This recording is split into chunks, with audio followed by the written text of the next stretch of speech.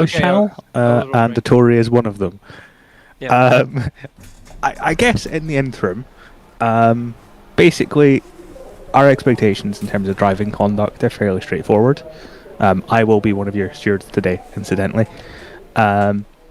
If you are the faster class, it is your responsibility to overtake safely. If you are the slower class, it is your responsibility to behave in a predictable manner. Don't try to be nice. If you are going to let someone through, do so on a straight, pull off the racing line, and slow down carefully. Don't slam on your brakes. Don't do it right in a braking zone. Equally, if you are the faster class, if the car ahead of you is going to have to change direction, i.e., if they have already committed to the turn in, it is too late to overtake. If you try to make an overtake in such a circumstance and you cause contact, it will be your fault and I will give you a drive-through penalty. Other than that, we will wait for Atori to come back to go over some general procedural stuff, but as we say, just try and be predictable. Don't be a weapon.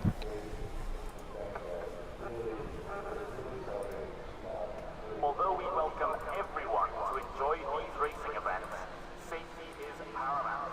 Can I also ask, because I know with the changeable conditions in practice, it seems like the P2s are faster than GTPs in the rain. So I guess for the faster class is going to change through the race. How would we conduct ourselves in that? Is it just same way? Okay. Just I'll have a precision to that. It seems that the P2 are, yes, faster, but for a very short amount of time after we put on the wet tires. For, Yes. 3-4 laps, it goes back to normal. From our observations, it does seem to be that it is in very wet conditions. As soon as it starts to dry up a little bit, the GTPs should be quicker again, so it should hopefully not impact things too much. I do see a question there about blue flags. Blue flags are standard sports car rules. Be predictable, hold to your line. It is the faster car's responsibility to pass safely. Right. Hello again. At what point did I get booted? Sorry, Cruiser. I'm not entirely certain. Did you hear me at any point during... Oh, you've been This going is- for like 5-10 minutes. Okay, so I might have been doing my own spiel before realizing I was even in the drive briefing. Doesn't matter.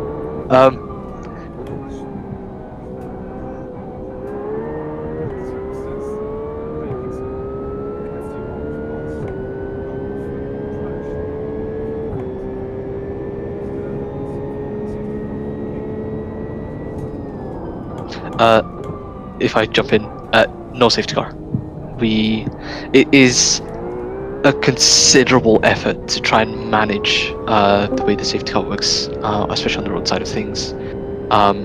It's very easy for people to get black flags for pitting incorrectly or being judged to have passed someone, so on and so forth. So for the sake of making it easy for kind of the admin team, the stewarding team, and also to kind of keep it in line with what you expect to see for the 12 hours, i.e. no safety car. We won't be running that for this event. Okay. Right. I guess I'll make a start with the driver's briefing, having basically dry rehearsed it myself without anybody being able to hear me. So, right. I'm guessing, Cruiser, you managed to answer a few questions here or there before I came back? Yeah, we had a brief overview of expected conduct, i.e. be predictable, it's the faster car's responsibility to overtake, blah blah blah, all that sort of stuff. Perfect. Okay, then I guess I'll do the the higher level overview of kind of, I guess, the background of kind of MiniDURO and stuff very briefly before just letting people ask even more questions. So yeah, if Crusoe has already introduced everyone here, my name's Ettore. I'm that guy that has been pinging everyone incessantly over the course of this race week, so apologies. Really happy to have so many new and old faces join us. This is now our third MiniDURO race of 2024, and technically the second Sebring MiniDURO race that we've had. The first iteration of this was the same time last year, and it's just lovely to see so many people join us to make it kind of this kind of bedrock of iRacing events that we have now, and I guess also appreciation goes out to everyone here for joining us during this hectic week 13. I hope everyone's been getting stuck in with the rain. I hope people haven't been getting as stuck into the gravel, as I already have a few races. So yeah, I guess just to not really repeat too much of what Cruzo said, we're all here to get some good prep for the Sebring 12. So do whatever Cruzo said. Be nice if he hasn't already said it. Obviously, like SimGrid sadly doesn't really display iRating and stuff, but I think it's very easy to say that there are people from all sorts of backgrounds here. Some have done a lot of endurance races and just want to fine-tune their prep for the upcoming Sebring 12. For others, this may be their first mini endurance race, so it's just to try and get an idea for things. For everyone here, it's highly likely that you probably haven't got much experience in the rain, especially for like kind of endurance stints. So let's all be nice to each other, if it has to be said. Surprisingly enough, it probably does. So yeah, it's great to be able to have this chance to just practice a representative kind of mini version of the Sebring 12. So glad for everyone to be here. I'll probably try to do an abridged version of the rules, and yeah, I'll just be going into that. So if there's any other questions, especially those to do with people needing to join the session still, if there's any cases like that, or trying to register a duo, whatever it might be, please ask away. I'll try to fast forward through some of the rules just to let people get back to the session with some time left before qualifying. Okay. So again, just going through the rules really. I think Cruzo probably has covered racing etiquette quite a bit. In essence, kind of just be predictable. If you're going to overtake, it's your responsibility to overtake safely. Basic assumption obviously is that all cars will try their best to be predictable. So people will have probably experienced from the week 13 officials. In the rain, different lines can become available. So it might be the case that cars ahead aren't going to necessarily adhere to the traditional racing line, whether it be by way of avoiding a puddle or whatnot. It is not on for faster classes or people in general trying to overtake to then try to bundle cars away from what the overtaking car's preferred line is. It is on it's your job as an overtaking car to do so safely. Right side. And on the right. again, just stressing the section 2.3 of the rules in terms of control. Please drive to within your limits. I cannot stress this enough. Rain is a completely different beast to the dry, and regardless of that, you are expected to remain in control of your car at all times. So whether that be to kind of manage your speed, manage the limitation of the car, especially GTP, for example, moving on to wets. Once the session becomes wet, then yeah, please keep that in mind. And yeah, if it needs to be said, if you have to tow, please do so. This is not like Bathurst, where there's kind of like a narrow space to that all cars are restricted to. But if you are like beached on the racing line for whatever reason, you're missing a tire or whatnot, do not hesitate to just tow. And yeah, please keep the racing surface as free as possible if you can't get up to racing speed in due time. I think Cruzo probably has mentioned quite a few other things. Probably just, yeah, yellow flags will probably be a thing. Please take care, especially with kind of all the spray that can be around once the session goes wet. It's highly likely that there could easily be an incident that's obscured from your vision due to spray from the car ahead.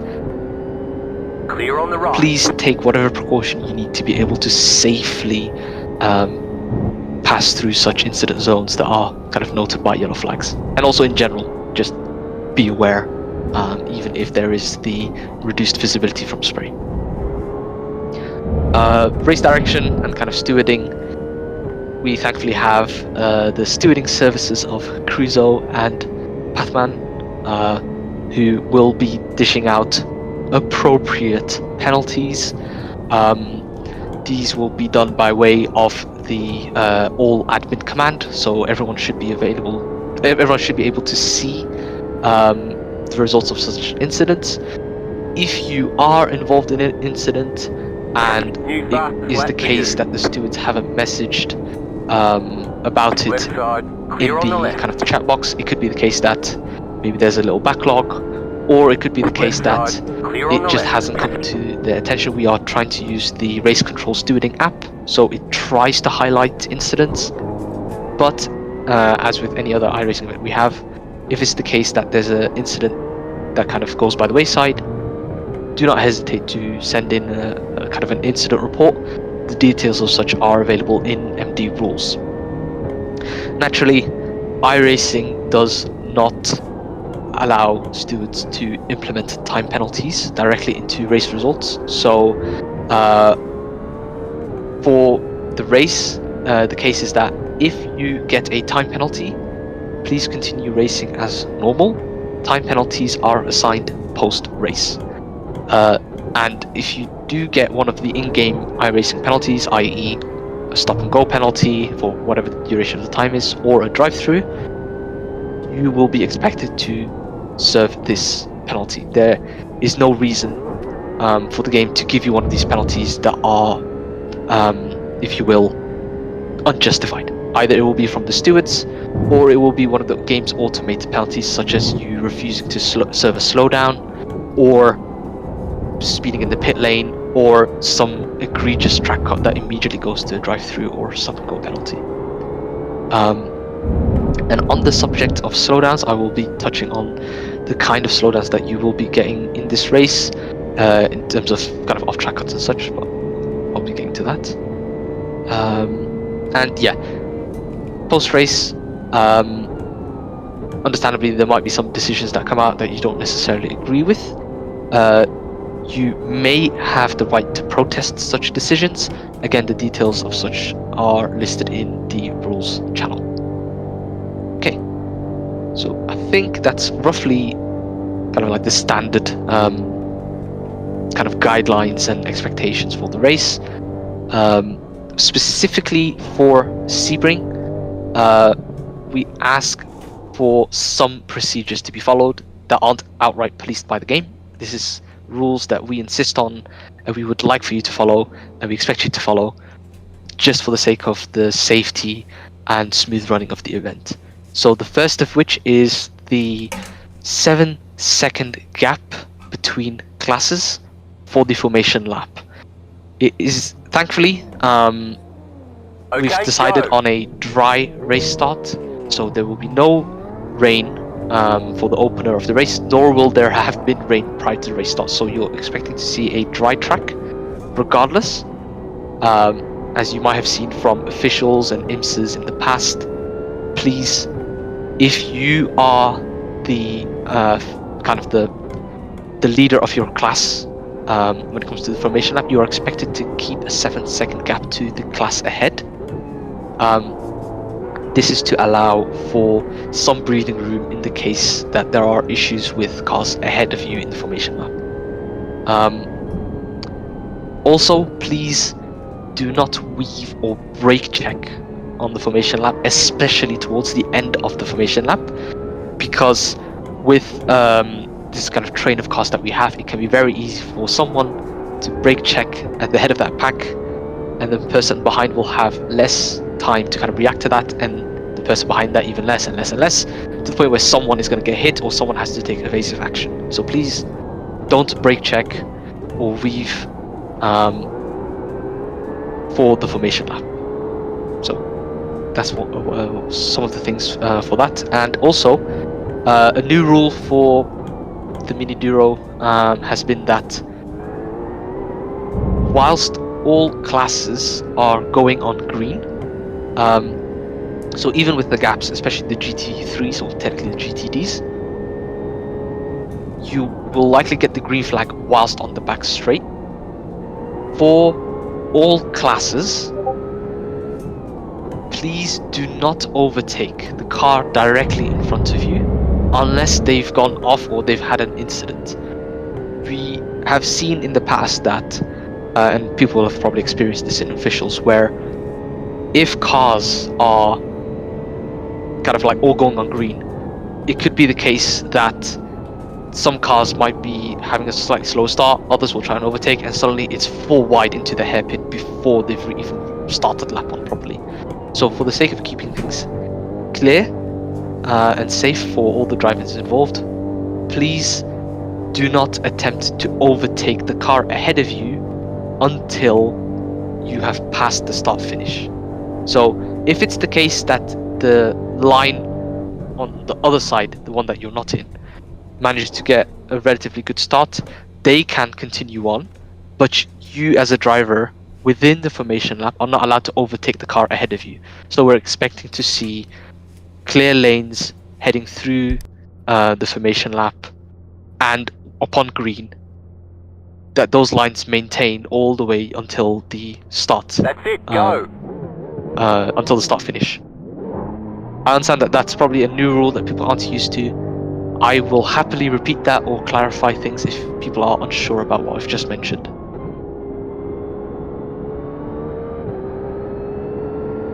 Speak now or forever keep your peace. Okay, well, if people need me to clarify that, I can, but I'll do that afterwards. So, and also, it's just an extension of the rule for people to overtake safely,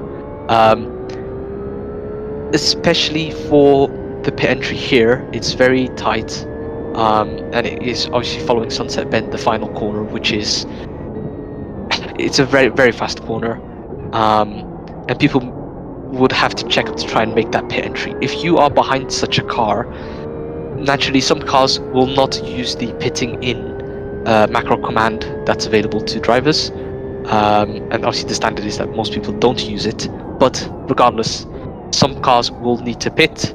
It is on you as the car behind to be able to not run into the back of them. So please keep an eye out for some cars to take a tighter line or to choke up slightly on just past the apex of the corner when they are trying to pit. So, and in general, exercise caution. It is quite a blind corner. Some cars are liable to just spin, especially at the section just beyond the apex where it's very blind on entry.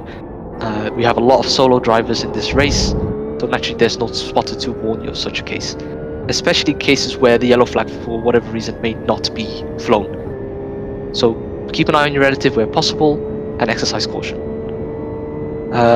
And for the pit exit, it is very likely the case that cars will be exiting the pits with other cars approaching turn 1 such that they can meet at the same point on the track on exit, so usually that tends to be the curb. Please, if there's a car exiting the pits and you are kind of approaching turn 1, you are expected to give them enough racing room to rejoin properly. There is an example picture in the rules if you need to have that visualized, but the essence of the rule is if there's a car exiting the pits and they are effectively side by side with you, you aren't allowed to just completely track out and take the curb and force them onto the grass or force them to take evasive action. You should be giving them racing room to join safely. And this goes for all cars across all classes. So do not feel as if, oh, I may be a faster class here, passing into turn 1, I should be able to track out and then force the other car to still go off onto the grass or having to back out completely. They are a fellow competitor on the same racing track as you, so please give each other racing room. And then lastly, for kind of procedures, we note that there are slowdowns, especially in the penultimate corner before the back straight. Please, if you get a slowdown, serve it before the final corner. There have been cases in numerous officials, obviously Sebring and other tracks, where people have the habit of serving slowdowns mid-corner or in the braking zone. This is not safe.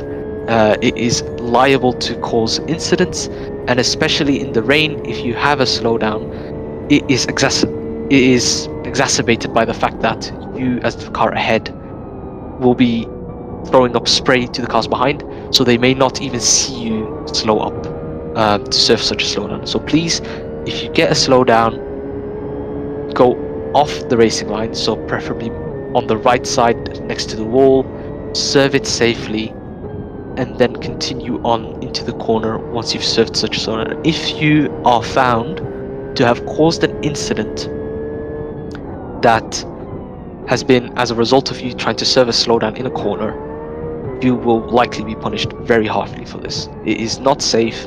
It is a very bad habit from officials, and it's not worth it, especially not for this race where we wish for people to be able to do the entire race safely with good prep for Sebring 12. And yeah, I guess lastly, this is a broadcasted race. I will be disabling the voice chat from my end, but please keep it cordial. If you need to say something, preferably keep it to a kind of a need to know basis. There have been cases in the past where people obviously use it to say maybe I'm pitting in, or just let you can go past, stuff like that. But yeah, please keep it cordial. And yeah, I think that is everything from my end.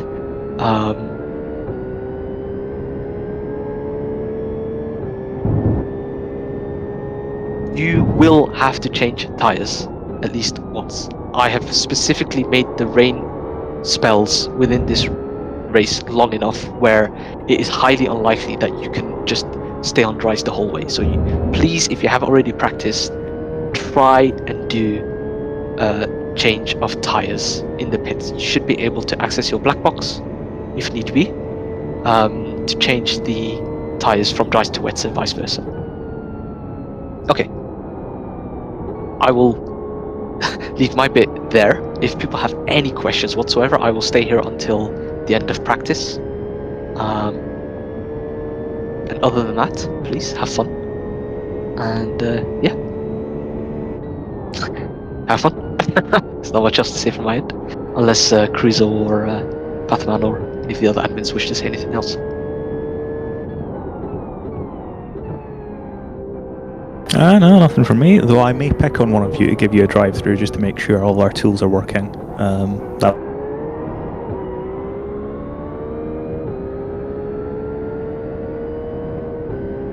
I think, unless you're being sarcastic, and I'll just... No, yeah, I will just pick someone and Okay. give them one and clear it, Okay. just to make sure everything's working. Absolutely. Okay, cool. So if you get a drive-through in practice from race control, don't worry about it. I will clear it. I believe someone was about to ask a question. Yeah, just like with race starts, how shall especially the LMP2s, the leading LMP2, shall the leading LMP2 keep the 7-second gap until the green flag, or how will Yes. that work?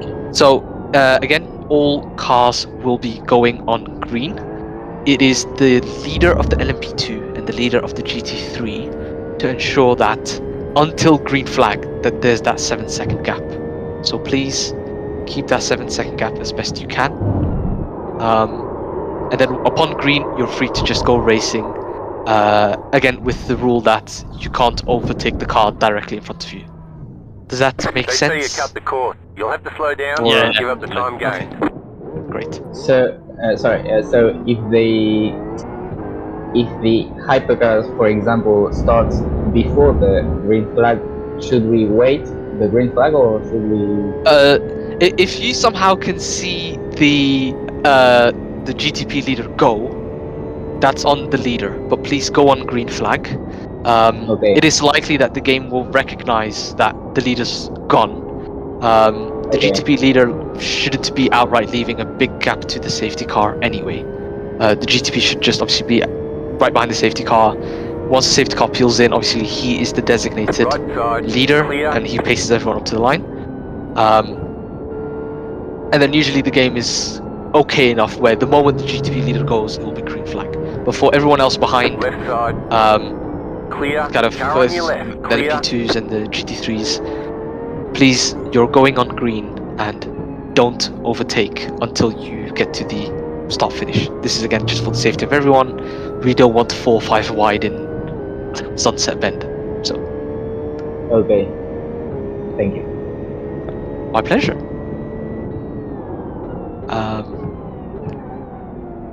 I guess if there aren't any more questions, Yes. I have another question. My team is registered. I don't know how to say that. In SimGrid, but I don't know if it's important to have the #1, on the team, on the name team. If your names don't match between SimGrid and Thing, SimGrid is clever enough to know who you are, and I know. I think I'm clever enough to know who's who. So don't worry about it. If the names don't match, they don't match. That's fine. Okay. Yeah. Perfect. All right. I guess I could touch on the weather forecast if you haven't already seen the timeline. Guaranteed dry start, dry qualifying as well. There will be rain, hopefully within everyone's first stint, so you will likely have to make the decision to pit at some point. The first rain spell specifically starts off with light rain, so it may not immediately become wet enough for tires. Please keep an eye out for when the session gets declared wet by your in-game spotter. If you haven't enabled your spotter, it probably is a good idea to do so because it has been enabled with a lot of rain-specific callouts. And yes, once that rain clears up, it's about half an hour. The session will go dry. The racing line may not immediately go dry to then justify having dry tires, but again, it's on you to make the call when to switch over to dry tires. And again, towards the end of the session, there will be another moderate rain spell, so you'll likely again have to change to wets again. So again, if you haven't tried doing a kind of tire change in the black box, please get some practice with that now, because yeah, I'd hate for people to have to waste a pit stop. And also, again, you have 3 fast repairs. That is way more than the one we normally give. We would like people to stay in the race and get as much experience as possible. So, much respect to people that decide to continue on, and if you need to use them, use them. Okay, that's enough for me. If you want to stay in here and chat with your fellow competitors, you're free to do so. You're also free to head off to your own sessions. All the best. Have fun, and I will try to cover as many of you guys in the broadcast as possible. Just a question first. So Yep. precipitation 100 in the weather thing means Yep. that it's rain, right? So 100% precipitation in iRacing means you get 100% coverage, but it's not necessarily how heavy it is. So it's not like 100% is double as I heavy as. understand because it's not it's linear. It's not like No. I understood that. I was just asking if just so I plan my pit stops.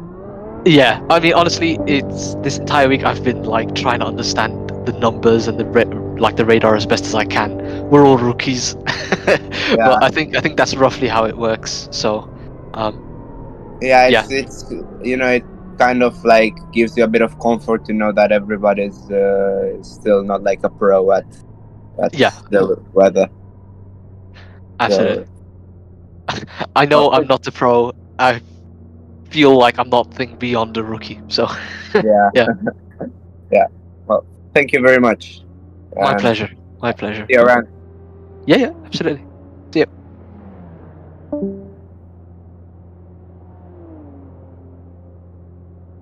Okay, I will be again staying in this session, staying in the voice channel if people need anything else. If I think aloud about the broadcast and stuff, don't mind me.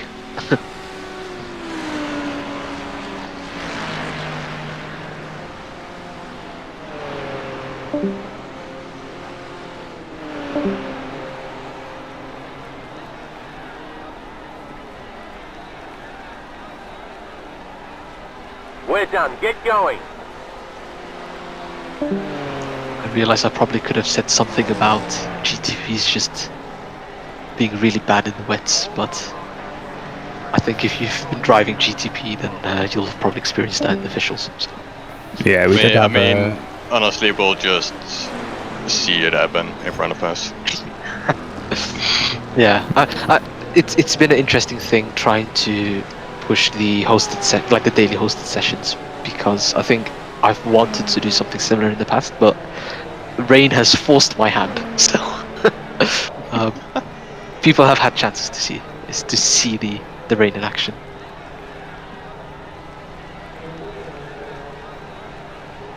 Yeah, we did have a question about the GTPs being slower, so it has been mentioned, at least tangentially. Yeah.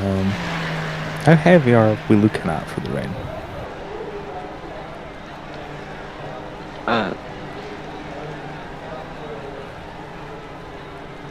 think you said it's like moderate, didn't you? What was that? Sorry. How heavy are we looking at in terms Moderate. of the? It never crossed my mind to use heavy. That would have been just evil. It's just cowardice. Yeah, well, I mean, what was it? Spa basically got cancelled for that kind of rain. Yeah, I don't think. To be fair, I think they have said that it probably shouldn't go over like moderate in officials. So hopefully. I have half a feeling that they might change what moderate is. Because I kind of feel like moderate may be what heavy should be. I think Tony Kanan and others have said that that's the kind of rain that you would probably get a safety car for, IRL. Yeah, I mean, I think there's a lot of little things like that. There's definitely a little room for them to fiddle with and tweak over the next few weeks and months. Oh yeah, I mean, the rain light and the brake light. It really, of all the things that are wrong, that's the one that probably shouldn't have made it to release. Driving behind someone in the rain is like guessing where the road is. Where they are, yeah. I saw some of the clips people have been sharing of the Nordschleife rain series, and it's like people are going completely like blind into Foxhole. I'm like, how could you even do that? Like Yeah. flat throttle. I was doing GTPs at Spa earlier today, and the Yeah. start was like me ending up going on to the left side because the car in front went to the left side as well. And multiple cars just ended up spinning the whole field, crashed out in trouble, basically, because no one could see anything.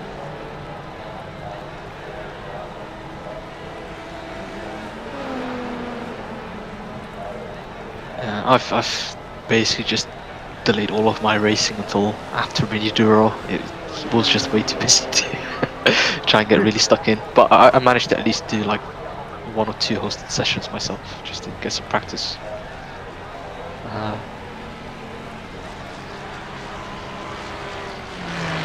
Honestly, still hope rain will be the minority in our racing future races.